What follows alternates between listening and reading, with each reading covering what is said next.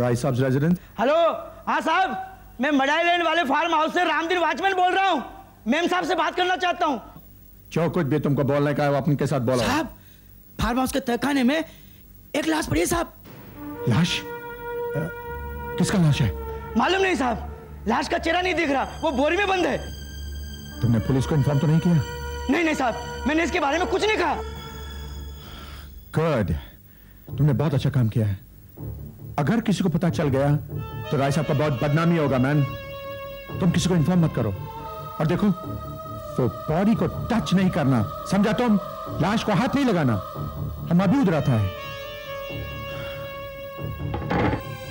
क्या बात है टोनी? तुम इतना परेशान क्यों हो? क्या बताएगा मैडम? रामदीन का फार्म हाउस से फोन आया था मैम, और वो बोलता था कि बेसमेंट में उसे एक लाश मिला है। लाश? किसकी लाश? पता नहीं मैडम, कौन भी हो सकता है वो।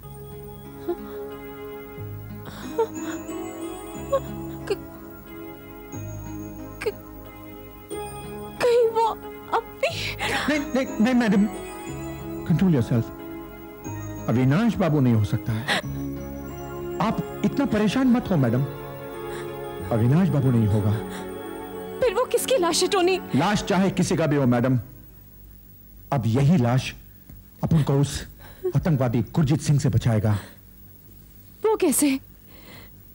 जो जाल गुरजीत सिंह ने अपन लोगों का वास्ते बिछाया था ना मैडम,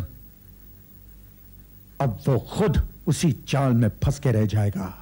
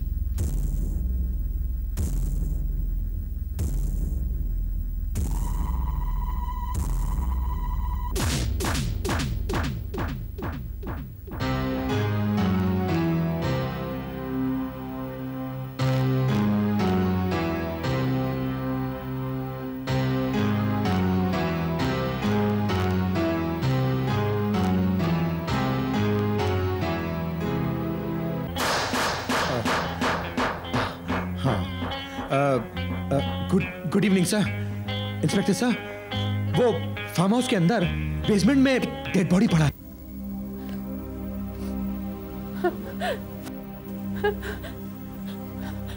अविनाश, अविनाश, अविनाश, अविनाश, ये क्या हो गया तुम्हें? Avinash! Oh my God! Avinash, ये क्या हो गया तुम्हें?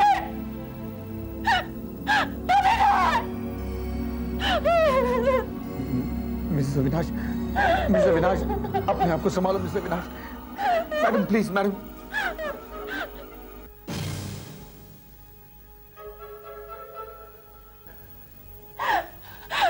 इंस्पेक्टर साहब, गिरफ्तार कर लीजिए इसे। इसी आतंकवादी ने मेरे अविनाश को मारा है। ये टेररिस्ट है, कौन है? एक आतंकवादी है। टेररिस्ट? हाँ इंस्पेक्टर साहब, ये आदमी दिल्ली का जेल से भागा हुआ एक खतरनाक टेररिस्ट है, गुरजीत सिंह। इसी ने हमारा अविनाश बाबू को किडनैप किया इंस्पेक्टर साहब, और इसने हमको धमकी दिया था कि अगर हमने इसका नाम पुलिस को बताया तो ये हमारा अविनाश बाबू को मार डालेगा इंस्पेक्टर साहब। जान तो ले ली, जान तो ले ली इसने मेरे अविनाश की। अब क्या देख रहे हैं आप इंस्पेक्टर साहब? गिरफ्तार कर लीजिए इस टेररिस्ट को। हाँ, मैं टेररिस्ट हूं मैं टेररिस्ट। मैंने ही इन लोगों के घर में पनाह ली थी, मैंने इन लोगों को धमकाया और मैंने ही अविनाश को किडनैप किया था, लेकिन मैंने अविनाश का कत्ल नहीं किया। कत्ल नहीं किया है मैंने। ये झूठ है, तुमने ही अविनाश को मारा है। क्या सबूत है इसका तुम्हारे पास? सबूत तो है।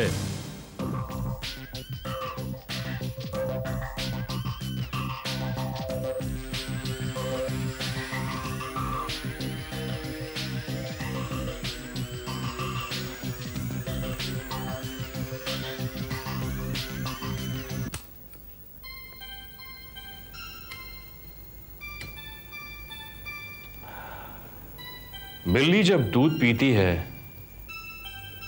तो अपनी आंखें बंद करके पीती है, और वो ये समझती है कि उसे कोई नहीं देख रहा।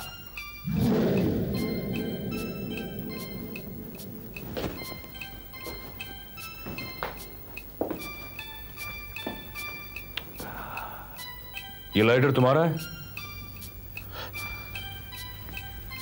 जी हाँ।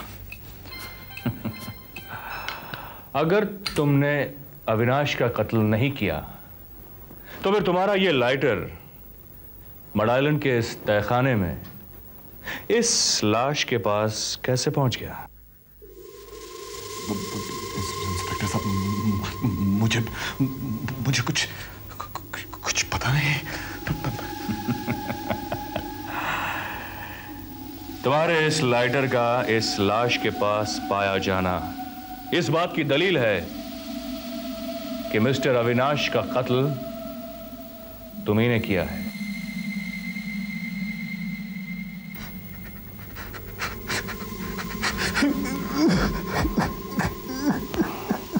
You are under arrest.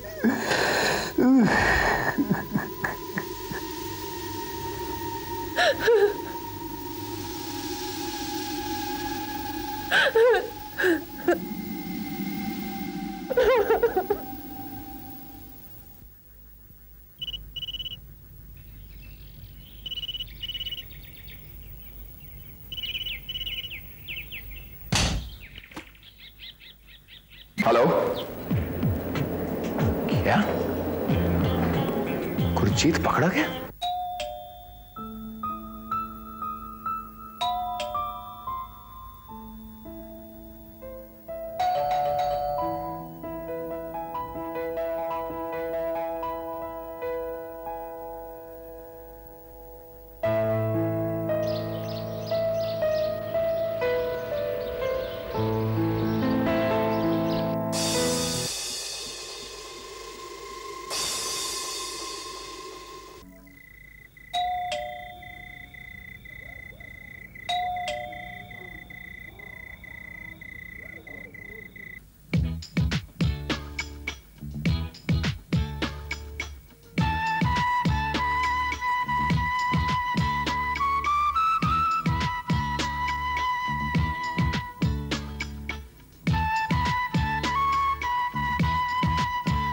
तो डार्लिंग, आखिर हम अपने प्लान में कामयाब हो ही गए।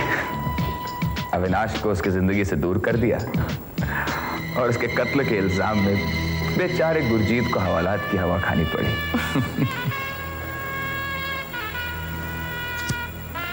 लेकिन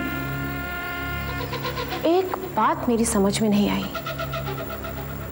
गुरजीत ये क्यों कह रहा था कि अविनाश उसके कब्जे में है,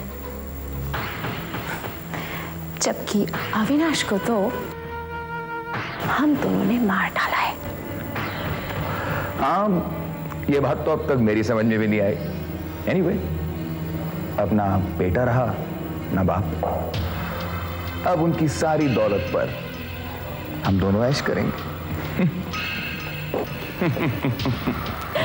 पर डार्लिंग, ऐसा कौन सा जरूरी काम आ पड़ा कि तुमने एक चिट्ठी भेजकर मुझे यहाँ बुला लिया?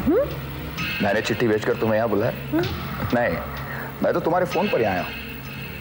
फोन? मैंने तुम्हें कोई फोन नहीं किया। क्या? तुमने फोन नहीं किया, मैंने चिट्ठी नहीं भेजी?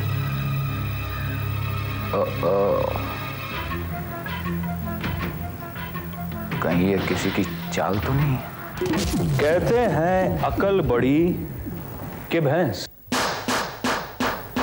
और तुम लोगों ने साबित कर दिया कि भैंस बड़ी है।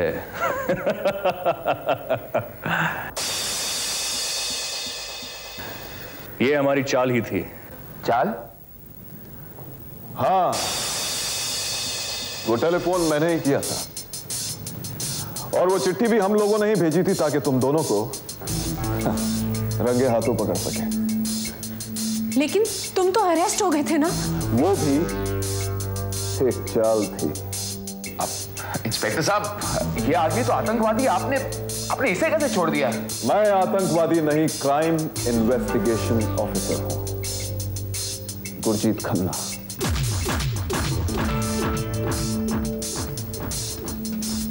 और तुम दोनों का पर्दाफाश करने के लिए मुझे आतंकवादी होने का नाटक करना पड़ा। लेकिन तुमने कैसे जाना कि हम?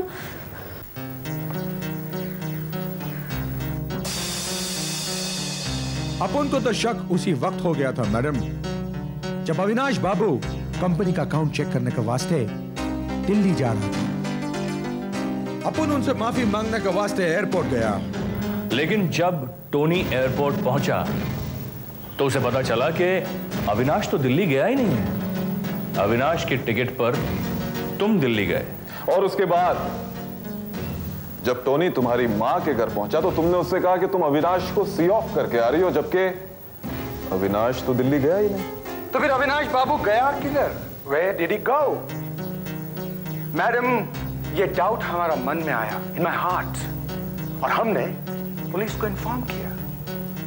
इंस्पेक्टर साहब ने दिल्ली फोन किया। क्या तुमने अच्छी तरह पता लगा लिया ना? ओके, अविनाश तो दिल्ली पहुंचा ही नहीं। गॉड प्रॉमिस मैन, अविनाश तो दिल्ली पहुंच भी नहीं सकता है, क्योंकि उसका टिकट पे तो मैन वो जगदीश ट्रैवल करता था। गुरजीत, बोल। मेरे दिमाग में एक प्लान आ रहा है। कैसा प्लान? भाई, अगर जन्नत देखनी है तो खुद को मरना पड़ेगा। और जब हमें यह पता चला कि दाल में कुछ काला है, तो हमने सोचा कि दाल में क्या काला हो सकता है। तो उस काले को दाल से निकालने के लिए हमने एक प्लान बनाया। बस, तो फिर मैं तुम्हारे पति अविनाश का रूप लेकर तुम्हारे घर पहुंच गया, ताकि तुमको गुमराह कर सकूं और तुमसे सच उगलवा सकूं। हाँ, और मैडम मिसेस अविनाश, हमने गुरजीत खन्ना को मदद किया है, क्योंकि ये इंस्पेक्टर है, और ये हम जानता था, सिर्फ हम, कि ये कोई टेररिस्ट नहीं है। बेचारा राय साहब और आपका मम्मी तो यही समझता रहा कि ये टेररिस्ट है, और इसी ने अविनाश बाबू को किडनैप किया। How sad. मिसेस अविनाश, तुम जगदीश से मोहब्बत करती हो, और अपने आशिक को पाने के लिए तुमने अपने पति का कत्ल किया। Am I right? हाँ, हाँ, मैं जगदीश से प्यार करती हूं, मगर उस प्यार को हासिल करने के लिए हमें बहुत दौलत की जरूरत थी, जिसके लिए मुझे अविनाश के साथ प्यार और शादी का खेल खेलना पड़ा। ये मेरा प्लान था कि दिल्ली जाते वक्त अविनाश को फार्म हाउस ले जाया जाए, जहां मैं आसानी से उसका काम तमाम कर सकूं। फ्लाइट के टाइम से 1 घंटा पहले मैं अविनाश को लेकर फार्म हाउस पहुंची, मगर उस रात जगदीश को वहां पहुंचने में देर हो गई। मैंने जगदीश को फोन किया, मगर अविनाश ने हमारी सारी बातें सुन ली और उसे सच्चाई सब पता चल गई। बेवफा औरत, तूने मुझे धोखा दिया है, मेरे प्यार मेरी मोहब्बत का नाजायज फायदा उठाया है। बोल बोल, तूने ऐसा क्यों किया? क्यों किया? क्यों?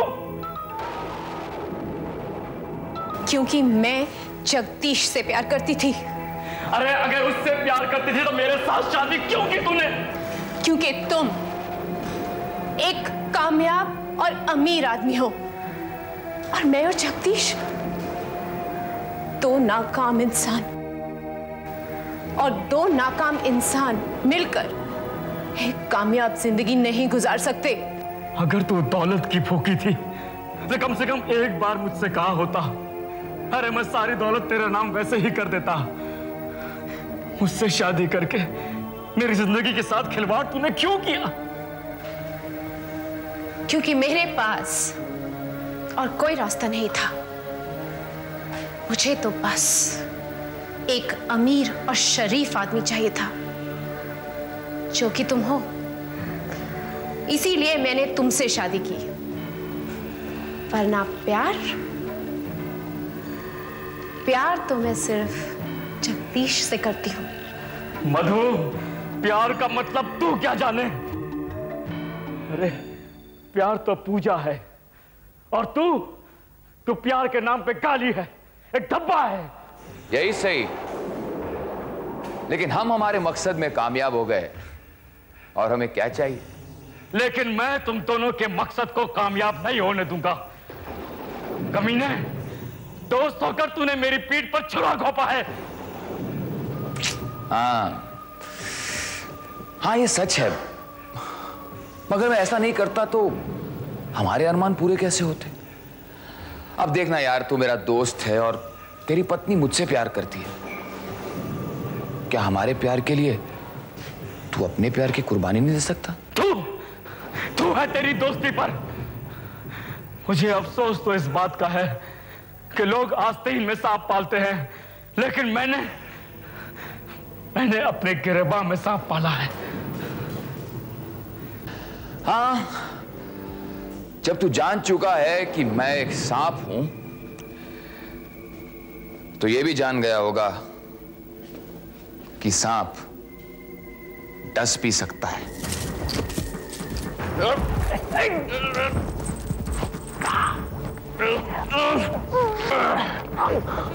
तू मेरा दोस्त है अविनाश, लेकिन तेरा मरना बहुत जरूरी है। हाँ, लेकिन एक दोस्त होने के नाते मैं यही कोशिश करूंगा कि तुझे कम से कम तकलीफ पहुंचे।